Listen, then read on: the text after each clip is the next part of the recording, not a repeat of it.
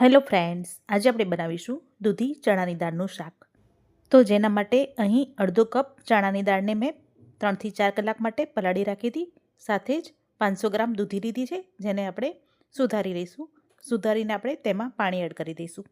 1 નંગ લીલું મરચું, 4 થી 5 કળી લસણ અને 1 નાનો ટુકડો આદુનો તેની પેસ્ટ કરી લઈશું. સાથે જ સુધારેલું ટામેટું લઈશું. હવે કુકરમાં તેલ ગરમ કરવા માટે મૂકીશું. તેલ ગરમ થાય એટલે રાઈ, જીરું અને હિંગનો વઘાર મૂકીશું. આદુ, મરચાં અને લસણની પેસ્ટ ઉમેરીશું અને સરસ રીતે સાતળવા દઈશું. મીઠા લીમડાના પાન અને સુધારેલા ટામેટાં એડ કરીશું.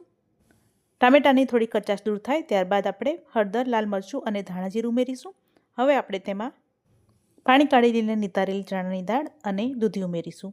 હવે આપણે તેમાં અડધા ગ્લાસ જેટલું પાણી ઉમેરીશું. સ્વાદ પ્રમાણે મીઠું, ગરમ મસાલો અને ગોળ ઉમેરીશું અને શાકને સરસ રીતે હલાવીને મિક્સ કરી લઈશું. શાકને રોટલી સાથે ખાવું હોય તો થોડું ઓછું પાણી ઉમેરવાનું અને ભાત સાથે ખાવું હોય તો તેમાં થોડું વધારે પાણી ઉમેરવાનું. હવે કુકર બંધ કરીને ગેસની મીડિયમ ફ્લેમ પર આપણે કુકરની 3 સીટી બોલાવીશું. કુકર ઠંડુ થઈ ગયું છે. હવે આપણે તેને ખોલીને જોઈ લઈશું. તો અહીં દૂધી અને ચણાની દાળ સરસ ચડી ગયા છે. હવે આપણે તેને પાણી બાળવા માટે ફરીથી તેને 5 થી 7 મિનિટ માટે હાઈ ગેસની ફ્લેમ પર આપણે તેને કૂક કરીશું. ચમચાથી આપણે થોડું થોડું દૂધી અને દાળને દબાવીશું એટલે આપણે શાકનો રસો ઘાટો થશે.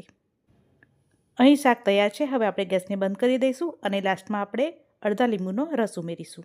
તો તૈયાર છે દૂધી ચણાની દાળનું શાક. રેસીપી પસંદ આવી હોય તો સબસ્ક્રાઈબ ચોક્કસથી કરજો.